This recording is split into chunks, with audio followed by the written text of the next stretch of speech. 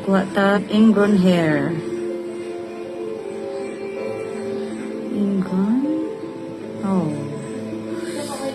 Dako pa siya, ma'am.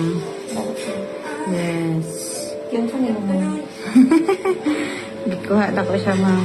Hindi ko mo lang tawag. Ay, raglantaw, ma'am. Pero lami kay ni ma'am kay nakuha gid siya. Naku kayo, ma'am. Ito, daman ako sa sakit.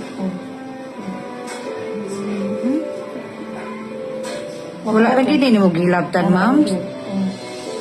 Kailangan din siya kwaon kay May mo siya along. dili man siya mahimog along pero katulbiya ni. Hindi ko po siya katungaan.